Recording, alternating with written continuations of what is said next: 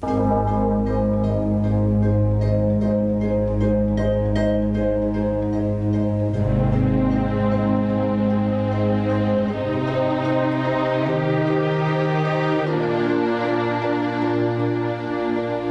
York City, the great melting pot. More than 7 million people of every race, creed, color, and national origin. People whose forefathers saw the city as the gateway to freedom, the ticket to a better life in a place called America. They arrived in ever-increasing numbers, dreamers and doers, fathers and mothers who worked hard to give their children a new beginning in the land of opportunity. By the mid-19th century, the island known as Manhattan was home to more than 500,000 people. The arrival of each immigrant meant a new face, another worker, and one more person to care for.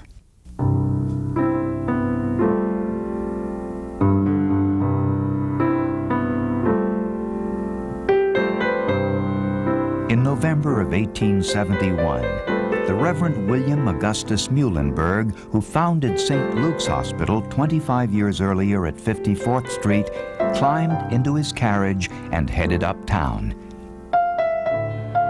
He must have had a lot on his mind that night. The west side of Manhattan was changing rapidly.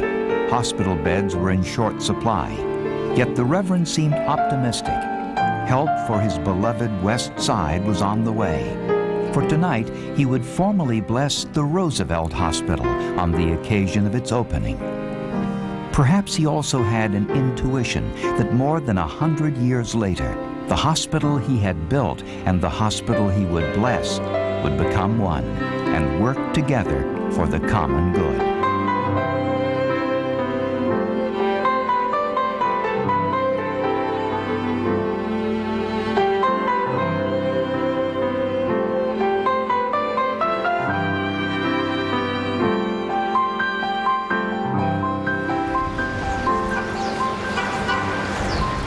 Today, the west side of Manhattan and Harlem communities are more ethnically diverse than ever. Nearly 500,000 people live between 34th and 142nd Streets. With two divisions, one midtown and one uptown, St. Luke's Roosevelt Hospital Center is the community's only full-service health care provider. And while the technology is state-of-the-art, the challenge remains timeless. In the mid-19th century, healthcare existed primarily as a privilege for those who could afford it. But the young Reverend Muhlenberg, a dedicated Episcopal clergyman, believed that healthcare was the right of all people. He saw hospitals as the distinguishing institutions of Christendom. So, in 1846, on the Festival of St. Luke, the Reverend appealed to his congregation for funds to create a hospital with a special mission to serve New York's most needy. That day, the Church of the Holy Communion pledged $30 toward the realization of Reverend Muhlenberg's dream. 12 years later, St. Luke's Hospital received its first guests at 54th Street and 5th Avenue. The hospital's motto, to heal the body, to save the soul.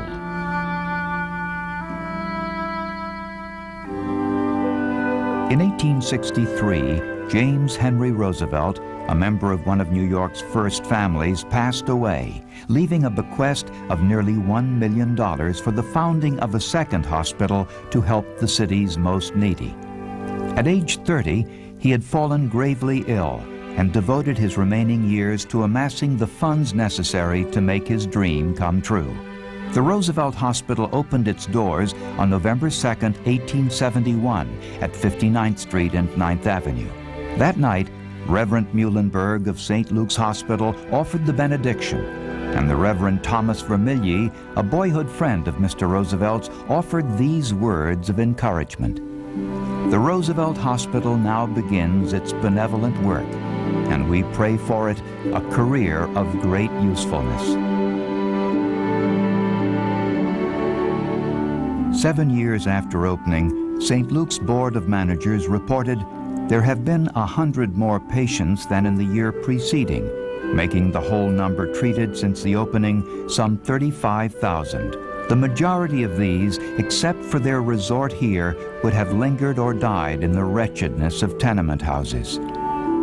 From the time Roosevelt Hospital opened, many of New York's most distinguished physicians served on the staffs of both Roosevelt and St. Luke's. Dr. Charles McBurney documented the operative management of acute appendicitis. Dr. Richard Hall performed America's first successful operation for the removal of a perforated appendix. In 1892, a state-of-the-art operating theater was built at Roosevelt through the generous gift of William J. Sims. With seating for 185 physicians, the Sims Theater would be the scene of Dr. McBurney's famous operations and a renowned center of learning for outstanding surgeons to come.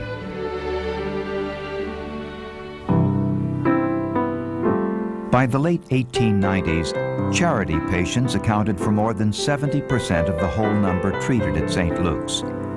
Under increasing pressure to meet the needs of a growing community and with no room to expand on Fifth Avenue, the hospital's board of managers decided to build a larger and better equipped facility farther uptown. On January 24, 1896, St. Luke's officially moved to 113th Street and Morningside Drive. By all accounts, the new facility was magnificent. Designed by the daring young architect Ernest Flagg, the new St. Luke's was patterned after the Luxembourg Palace in Paris. With its pavilions, block tower, and dome, it reflected the classical palace hospitals of the 17th century.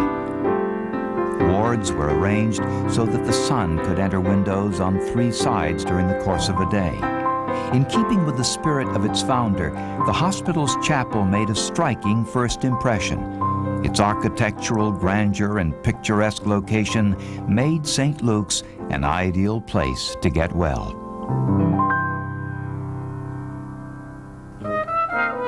By the turn of the century, New York was booming. Commerce and industry were growing at an unprecedented rate. Immigration levels were at an all-time high, and the city began to expand uptown. The new subway spawned low-income housing, taking thousands of New York's working-class people farther up the west side. Once surrounded by farmlands, St. Luke's now found itself at the heart of a new community. In the early 1900s, doctors George Brewer and Louis Cole of Roosevelt developed the serial plate method of X-ray diagnosis of gastric lesions, an important step forward in imaging techniques. Francis Carter Wood, a surgeon and pathologist at St. Luke's, pioneered diagnostic applications of X-rays and would later gain international fame for his research in the field of cancer. By 1912, Roosevelt Hospital had established a social service department. 2 years later, St. Luke's founded its social service division. The broad-based volunteer service included child welfare and TB patient care, cases that were often turned away by other hospitals. Upon the entry of America into World War I, both St. Luke's and Roosevelt were called upon to provide a service that had come to distinguish them in past conflicts. More than 100 doctors from among St. Luke's alumni and 200 graduates of the School of Nursing were enrolled in the various services during the war. Roosevelt doctors and nurses served at Base Hospital number 15 during some of the bloodiest battles of the war. Years later, General John Pershing would say, "The splendid record of service of the medical unit at Base Hospital number 15 will be remembered by all who served."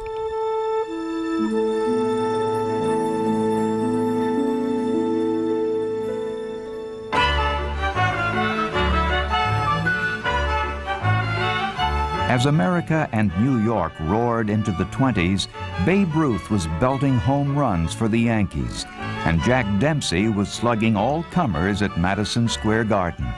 Down on Wall Street, people were making more money than ever, but the bubble was about to burst. When the stock market crashed in 1929, America plunged into the Great Depression.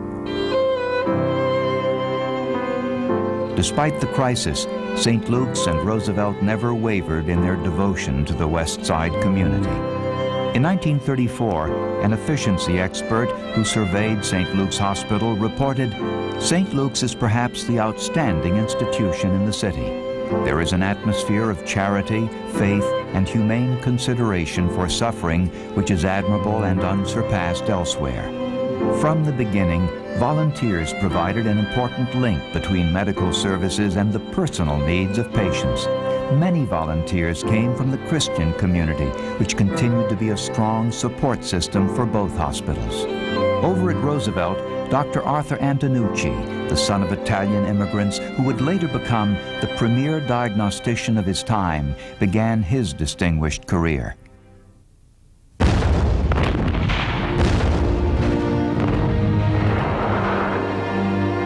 In 1941, America found itself at war again and called upon the nation's hospitals to come to the aid of its troops overseas. From 1942 through 1945, St. Luke's and Roosevelt Hospital physicians and nurses treated more than 60,000 patients with a success never before attained in the care of battle casualties. These life-saving mobile evacuation hospitals were the forerunners of the famous MASH units of wars to come and provided an invaluable service. One officer wrote, "The high quality of professional care rendered has not only resulted in the saving of many lives, but the speedy recovery and prompt return of patients to their units."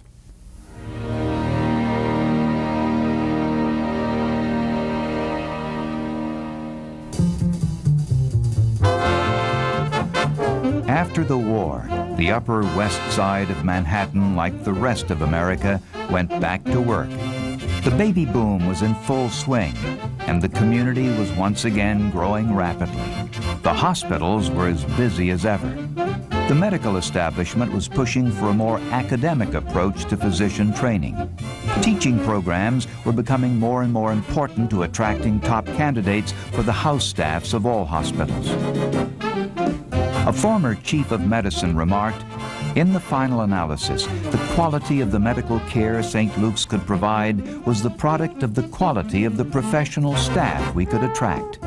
In 1947, St. Luke's formally affiliated with the Columbia University College of Physicians and Surgeons. Roosevelt soon followed suit, bringing both into the ranks of full-fledged university teaching hospitals.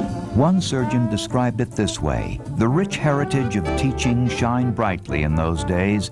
The senior attending staff would spend hours teaching, even in the halls or at lunch. They were dedicated people, willing to pass on what they knew for the benefit of patients." During the 1950s, Roosevelt Hospital became a clear leader in medical advances.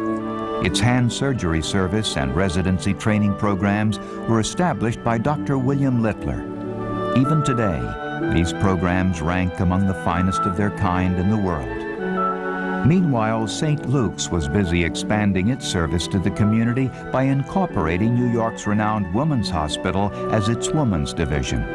Dr. James Marion Sims, along with a group of 35 socially prominent women, had established Women's Hospital in 1855, a New York City facility dedicated to treating conditions specific to women. The first great gynecologic surgeon, Dr. Sims pioneered many techniques in his field and eventually became president of the American Medical Association.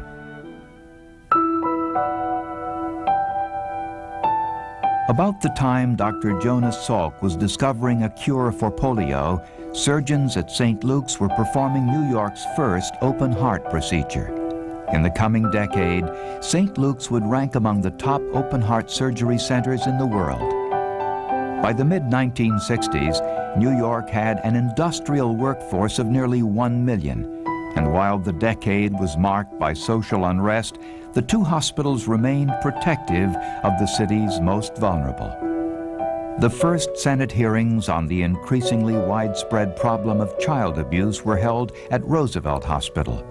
A decade later, St. Luke's developed pioneering programs for early recognition and prevention of this alarming threat to family life.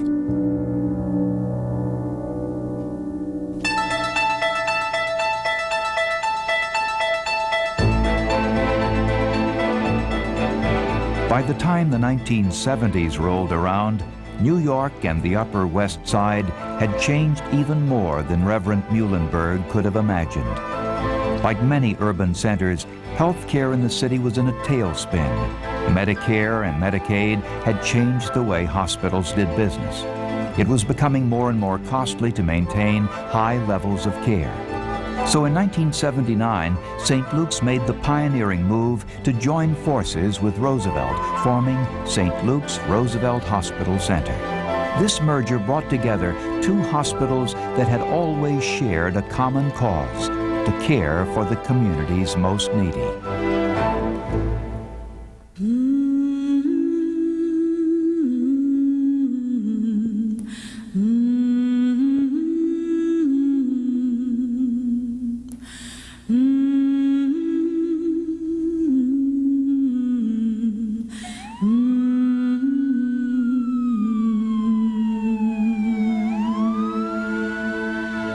Today, St. Luke's Roosevelt Hospital Center remains the lifeline of Manhattan's West Side and Harlem communities, from 34th to 142nd Streets and from Central Park West to the Hudson River.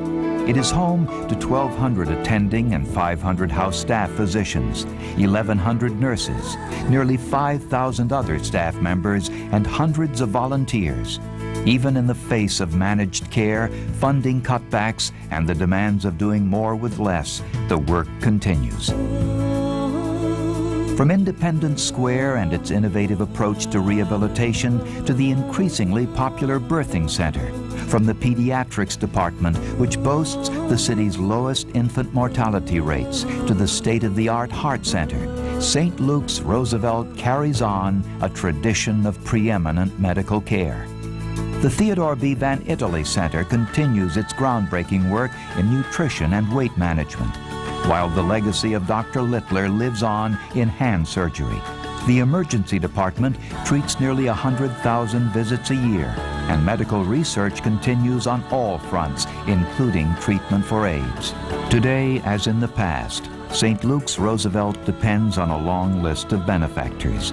Names such as Vanderbilt, Morgan, and Hearst have been joined by Smithers, Miller, Doubleday, Babcock, Abo, and many others.